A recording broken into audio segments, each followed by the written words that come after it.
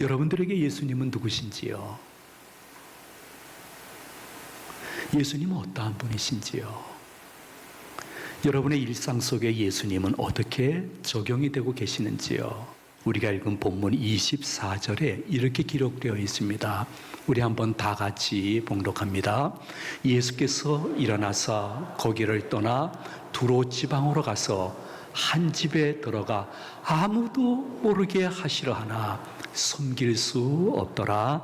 아멘. 예수님을 할 수 있거든 대중들 속에 나타나지 않으려고 했습니다. 자신을 숨겼습니다.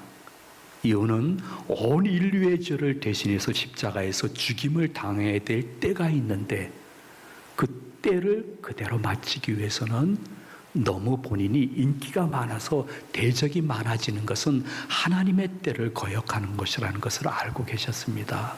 그래서 예수님은 사역이 끝난 후에는 숨겨지려고 애를 썼습니다. 그런데 예수님을 따르는 사람들은 어떻게 해서라도 예수님을 찾아내서 그분과 교제하고 동행하기를 원했습니다. 이는 마치 숨바꼭질 같습니다. 한 사람은 숨으려고 하고 또 한 사람은 찾아서 같이 교제하려고 하고, 저는 예수님과 여러분들의 관계가 마치 숨바꼭질하는 거랑 비슷하다고 생각합니다. 여러분들이 삶이 너무 힘들고 어렵고 외롭고 힘들 때에 마음속에 이러한 느낌이 있을 것입니다. 예수님이 어디 계실까? 예수님이 날 버리신 건가? 하는 생각이 들 때가 있을 것입니다. 그럴 때 우리가 할 일은 무엇이냐면 영적인 술래잡기, 그 고난 속에 보이지 않는 것 같은 예수님을 찾아내서 그분과 아름다운 동행할 수 있는 분들이 오직 기독교인 중에 개신교인들 여러분 한 분 한 분인 것입니다. 그 여러분들은 이렇게 주일날 예배 드리는 것은 거의 신앙생활의 근본입니다. 그 다음 월요일서부터 금요일까지는 나의 일상 속에서 예수님을 찾고 만나고 교제하고 사랑할 줄 아는 것, 그게 멋진 기독교인이죠.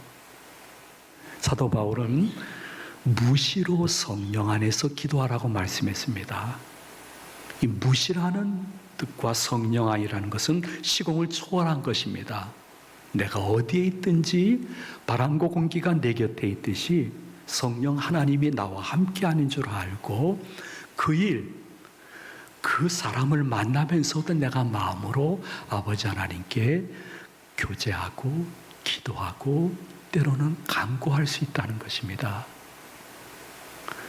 여러분들은 계속 이렇게 성숙되기를 원해야 되는데 굉장히 지금의 익숙함에 굉장히 익숙해져 버렸습니다. 그리고 새로운 충격을 받는 것을 그렇게 싫어하는 세대 속에서 마치 청개구리처럼 적당히 변색해서 살고 있는데요. 여러분, 조금만 주님과 숨바꼭질할 때 그분을 찾으려고 주중에 한 가지만 노력하더라도 그분이 내 삶 속에 아름다운 동행하고 있는 것을 발견하다가 그분이 부르실 때에 천국에서 영원히 동행할 줄로 믿으시기를 바랍니다. 근데 성경이나 저의 경험으로 봤을 때 삶에 너무 힘들고 외롭고 고통스러운 때는요, 그분이 떠나는 때가 아니라 그분이 한 번도 나한테 이렇게 손을 내미는 시간이라는 것을 깨달았습니다. 본문의 여인도 마찬가지지만요. 우리는 너무 고난이 깊어지고 다른 사람하고 나를 비교하다가 자책할 때가 있잖아요. 그러면서 내 마음속에 하나님 진짜 살아계신 거야? 이렇게 의심을 하게 됩니다. 근데 그때 여러분이 꼭 가져야 될 경고는 무엇이냐면 그러한 의심을 의심해 보는 것입니다. 진짜 하나님이 날 사랑한다는 말씀이 맞는 것과 내가 이 고통 속에서 헤어나지 못하고 있는데 하는 의심이 아니라 시험이 내한테 들어오게 되어지면 기독교인은 그 시험을 또 시험해 볼 수 있는 능력이 있습니다. 그러면 내 마음속에 이러한 생각이 들 것입니다. 이 고통 속에서 주님이 나에게 주시는 뜻은 무엇일까? 누구나 다 이 마음을 성령님이 주십니다. 그러면서 나의 숨겨지고 나의 죄악된 이 모습, 이 순간을 그분이 보시면서 나한테, 너 그러지 마가 나한테 좀 돌아오지 않을래? 손을 내미시는구나. 회개하고 회개 열매 바쳐야지 하고 그 익숙한 상황에서 떠나서 그분이 내민 손을 내가 고난 속에 내밀게 되어지면 내 믿음이 행복한 순간보다 훨씬 더 빨리 성숙되어지는 것을 경험하게 될 것입니다. 그렇게 되어지면 여러분들이 이런 생각이 이제 떠나가요. 내가 지금 고난받고 있구나. 너무 힘들어. 하는 생각에서 주님의 뜻을 발견한 다음에는 이 고난이 지금 지나가고 있구나 생각하다가 어느 순간 내 삶을 뒤돌아보면서 다 지나갔네.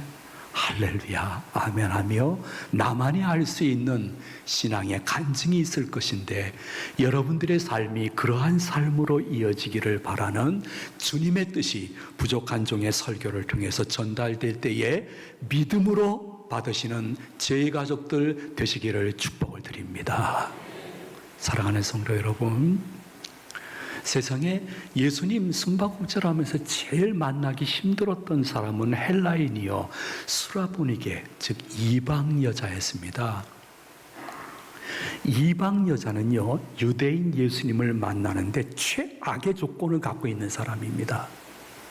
근데 최악의 조건과 딸이 귀신 들려 시도 때도 없이 경기를 하는 그 순간에도 자기는 예수님만 만나면 틀림없이 역사가 일어날 줄로 믿고 곧 즉시 그분 앞에 가서 무릎을 꿇고 그분께 애원하는 장면이 25절에 기록되어 있습니다. 우리 한번 다 같이 25절을 봉독합니다. 이에 더러운 귀신 들린 어른 딸을 둔 한 여자가 예수의 소문을 듣고 곧 와서 그 발 아래에 엎드리니, 예수님을 만날 수 있는 최악의 조건에 있는 그 여인이 곧 예수님께로 와서 예수님 앞에 엎드렸다. 엎드렸다는 표현엔 두 가지 의미가 있습니다. 순종과 간절함을 표현한 것입니다. 상황은 나한테 필요 없다. 나는 오직 예수, 더욱 예수, 결국 예수, 절대 예수님 한 분만 만나고 그분이 한 번만 나에게 눈빛을 주시면 나의 가정의 모든 문제는 해결되고 주님이 영광을 받을 줄로 믿습니다. 그는 어려울수록 예수님께 더 집중했는데 현대 교인들은 평안할 때는 그 예수님을 따르는 척하지만은 어려워지면 예수님 한 분에게 만족하지 않고 다른 방법을 찾는데 너무 익숙해져 버렸습니다. 그래서 인천에서 꽤 유명한 무당이에요. 그 무당이 이렇게 얘기하더라고요. 아이고, 저희 집에는 교회 집사님도 오십니다. 진짜일까? 근데 그 꽤 유명한 무당이 이렇게 얘기했습니다. 우리 집에는 교회 권사님도 오고요, 장로님도 옵니다. 이런 얘기는 장로님도 쳐다보고 하면 안 되는 것이, 여기 쳐다보고 해야 되는 거예요. 장로님들도 옵니다. 근데 그 무당이 하는 얘기가 제가 예의상 말하지 못할 뿐이지 인천에서 꽤 유명한 교회 사모님도 왔다 가셨습니다. 저는 두 가지로 생각합니다. 첫째는 자기 선전하는 것이 아닐까, 아니면 조금이라도 사실일 수도 있겠다. 여러분, 그 무당을 찾아가신 분들은 이 시간에 고개를 숙이지 마시기를 바랍니다. 걸립니다. 예. 어쨌든 그 무당이 그렇게 얘기했습니다. 전 그 무당의 이야기를 들으면서 무슨 생각이 들었는고 하니, 기독교인들이 예수님 한 분만으로 만족하거나 그분을 향한 기대보다는 다른 방법을 찾는 것이 한국 초대교회보다 더 많아진 모양이다. 그런 생각이 들었습니다. 여러분들은 어떠신지요? 반대로 여러분, 좋은 일 있으면 이렇게 얘기하는 것도 조금은 나를 내 밖에서 한번 바라봐야 됩니다. 너무 좋은 일, 기도 응답이 있을 때 우리 가족들 앉혀놓고 내가 얼마나 기도했는데, 내가 얼마나 작정 기도를 많이 했는데, 요번에 정말 그분 있잖아, 힘 있는 그분이 큰 도움을 주신 거야. 그 말이 틀리지는 않습니다. 그러나 그 말이 옳지도 않습니다. 왜냐하면 하나님의 자녀인 우리들에게 일어나고 있는 모든 일의 시작과 과정과 결과는 전지전능하시고 무소부재하신 아버지 하나님의 손길과 섭리가 있었기 때문에 어떠한 결과이든지 간에 여러분 입에서 제일 먼저 나와야 될 것은 하나님께 영광과 존귀, 그분께 감사와 찬양을 드리자고 얘기하는 것이 진짜 성도인 까닭은 요한계시록 5장 12절 말씀에 우리들의 마지막 최후의 무슨 일이든지 고백은 이래야 될 것을 말씀을 해주고 있습니다. 우리 한번 다 같이 봉독하십니다. 큰 음성으로 이르되 죽임을 당하신 어린 양은 능력과 부와 지혜와 힘과 존귀와 영광과 찬송을 받으시기에 합당하도다 하더라. 아멘. 할렐루야.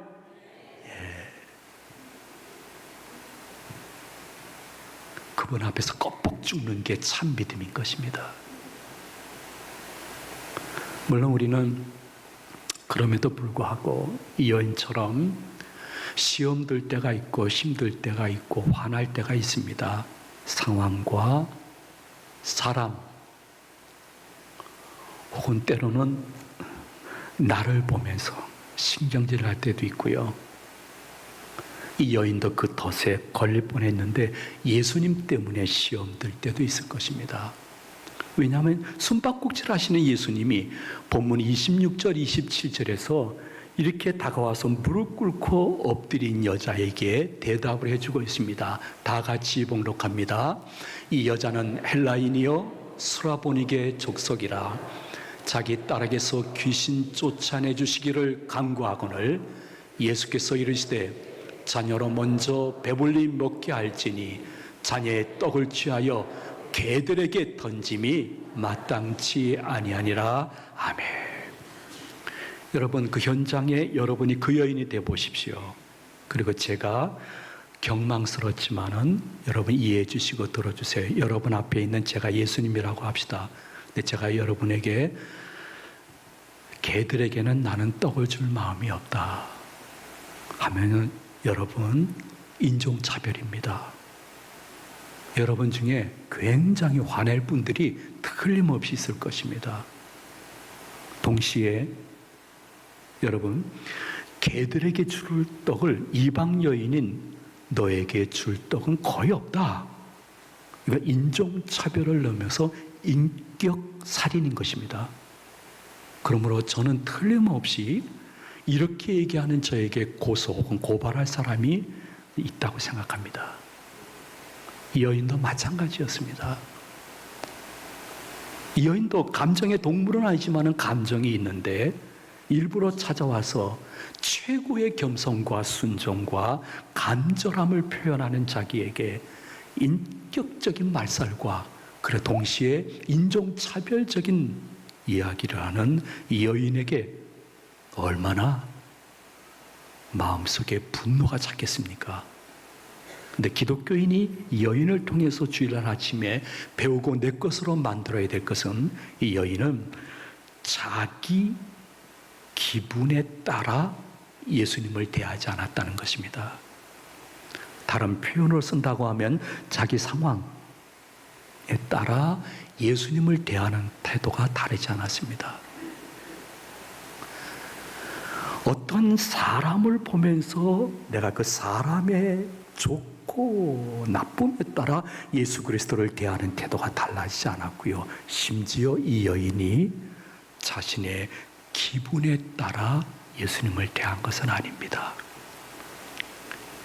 다시 말씀 올립니다. 당신이 무엇이라고 말씀하시더라도 저는 저 기분에 따라 믿지 않습니다. 저는 당신이 한 번만 역사하시면 내 삶의 모든 문제가 근원적으로 해결될 것을 믿는 믿음으로 따르고 있는 것뿐입니다. 이 고백인 것입니다. 여러분들도 지금 시험 드신 분들이 틀림없이 있을 것입니다. 주일날 아침이라 깨끗한 옷 입고 밝게 웃으면서 본당에 들어왔지만은 혼자 있을 때 견디기 힘든 그 사람 때문에, 그 상황 때문에, 심지어 나 때문에, 심지어 교회, 심지어 예수님 때문에 시험 든 분들도 계실 것입니다. 근데 이 여인이 정말 시험 들어 마땅한 순간인데 이 여인이 가졌던 믿음의 핵심을 여러분이 조금이라도 내 것으로 주일날 가져가기 위해서는 이런 생각을 해야 됩니다. 이 여인이 왜 그렇게 했을까? 왜 그런 반응을 보였을까? 이 여인에게는 예수님을 대체할 수 있는 분은 예수님밖에 없다는 확신이 있었기 때문입니다. 기도를 대체할 것도 오직 기도밖에 없다는 것을 알고 있었기 때문입니다. 예수님을 향하여 간절히 간구기도하는 스케줄이 있으면 예수님이 주시는 기도응답의 스토리가 있다는 사실을 조금 더 의심 없이 간직했기 때문에 놀라운 가정에 귀신의 역사가 떠나가는 일평생 잊지 못할 은혜와 간증이 생긴 것입니다. 여러분, 주일날 교회 나오신 거 아름답습니다. 그러나 주중에 너무 유혹이 많습니다. 여러분이 겨자씨만한 믿음이라도 지키려고 하면 예수님을 대체하실 분은 오직 예수님 외에는 없는 줄로 믿습니다. 그 신앙을 가져야 됩니다. 기도를 대체할 것은 오직 기도밖에 없고 내가 주님께 기도 스토리를 받기 위해서는 기도 스케줄이 있어야 되지 않겠나. 내가 언제까지 이렇게 다람쥐 쳇바퀴 돌듯이 이렇게 살아야 될 것인가 생각해 보시면서 그분과 좀 더 가까워질 수 있는, 그분과 아름다운 교제할 수 있는 한 주간이 되셨으면 좋겠습니다. 학교에 가면 학생들 중에 공부만 잘하는 학생이 있습니다. 그러나 공부도 잘하는 학생이 있습니다. 교회 가면요, 예배만 잘 드리시는 분이 계십니다. 근데 교회 안에는 하나님 보실 때에 예배도 잘 드리시는 분이 계십니다. 예배만 잘 드리시는 분은 주중에 예수님을 만나기를 원하는 어떠한 도전이나 그분을 만나서 그분과 교제하고 사랑하고 속삭이는 시간이 거의 없이 주일날 예배만 잘 드리는 것입니다. 조금 더 성령의 감동이 이어지게 되어지면 여러분이 주중에 주님과 함께 묵상도 하고 그분께 하소연도 해보고 그분과 대화도 하고 교제하고 사랑하다가 주일날 예배도 잘 드리기 위해서 오시는 분이 계십니다. 죄송합니다. 사랑하는 지혜가족 여러분, 또 영상으로 예배 듣고 계신 여러분, 여러분은 전자입니까? 후자입니까? 보혜사 성령님이 지금 여러분 한 분 한 분에게 질문하고 있습니다. 13년이 지나도록 한 번도 걷지 못하고 말하지 못하는 고은이 어린 딸을 두고 있는 이 권사님이 이렇게 이야기하더라고요. 저는 교회 가서 13년 동안 우리 딸 고은이의 상태를 이야기하면서 교인들에게 한 번도 동정을 구한 적이 없습니다. 기도 제목을 내놓은 적도 없습니다. 이유는 그분들에게 부담될까 봐요. 근데 목사님, 저는요, 주중에 예수님과 자주 만납니다. 묵상도 하지만 교제도 하고요, 대화도 하고 예수님과 사랑을 나누고 있습니다. 내가 만일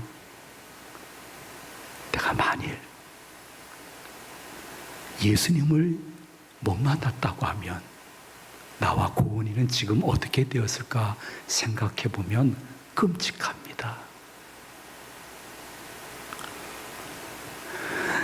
저는 축구를 좋아합니다. 긴 얘기를 드릴 수 없고 짧게 말씀드릴게요. 세계적인 미드필더라고 중간에서 열심히 공을 공급해주는 선수 중에 전 세계 사람들이 인정하는 브라질의 카카라는 선수가 있습니다. 지금은 은퇴했죠. 그 카카가 정말 할머니 집에서 이렇게 다이빙을 하다가 머리가 수영장에 붙어가지고 6번 경추가 부러져가지고 반신불수가 되었습니다. 어렸을 때 주일학교를 잘 다니던 학생이었기 때문에 하나님, 저 살려주셔서 축구 시합에 한 번만 좀 나갈 수 있도록 도와주세요 하고 기도했는데 하루도 끊임없이 기도하는 그의 기도를 받으시고 하나님은 2년 만에 온전히 회복시켜 주셔서 브라질 축구 국가대표가 되었습니다. 그리고 꿈의 무대 유럽으로 진출했습니다. AC 밀란이라고 굉장히 좋은 구단인데 거기에 미들필더로서 유럽 챔피언스 클럽에서 우승을 했습니다. 그 카카 선수가 우승했던 장면을 기억하시는 분들이 계실 것입니다. 그는 독실한 기독교인으로 두 손을 들고 무릎을 꿇고 하나님께 영광을 돌렸습니다. 그리고 자기의 윗 유니폼을 벗어 던졌습니다. 그래, 그 안에는 영어로 이렇게 쓴 내용을 온 세계 사람들이 보게끔 했습니다. 나는 하나님께 속한 사람입니다. 저는 오래전에 저것을 봤는데도 지금도 기억에 생생합니다. 어떠한 목사님, 장로인들보다 더 담대한 믿음인 것입니다. 저렇게 나는 하나님께 속한 사람입니다, 나는 예수님께 속한 사람입니다 하는 것을 보여주는 그 순간 전 세계를 향해서 전도를 했지만은 예수 밖에 있는 사람들은 기인처럼 봤을 것입니다. 기인이네 저 녀석. 근데 예수님은 지인처럼 봤을 것입니다. 하나님은 네가 진짜 친내 자식이구나, 친자식처럼 여겼을 것입니다. 카카 선수의 운동화에는 항상 이러한 글자가 써 있었습니다. 나의 삶의 첫 자리는 예수님 것. 나의 삶의 첫 자리는 예수님 것입니다. 여러분, 모든 분야에는요, 좋은 의미에서 미친 사람들이 성과를 냅니다. 여러분들의 신앙이 어디까지 왔든지 주일 오전 예배 참석할 수 있을 정도면 괜찮은 믿음입니다. 조금 한 단계 올리기 위하여 여러분이 주중에 그분과 함께 아름다운 교제하는 시간을 가지시면서 점점 예수님을 대체할 분은 예수님밖에 없어. 기도를 대체할 것도 기도밖에 없어. 나는 예수님께 속한 사람이야. 나의 삶의 첫 자리는 나 예수님께 던져드릴 거야 하다가 이 여인의 가정에 귀신이 물러가듯이 여러분 가정을 괴롭히고 있는 영육간에 여러 가지 귀신이 물러가고, 여러분도 어느 날 내가 예수님 안 믿었으면 어떻게 될 뻔했나, 이것이 여러분의 살아있는 간증이 되어지기를 오늘 이 말씀을 준비해 주신 예수님의 이름으로 축원을 드립니다. 축복합니다.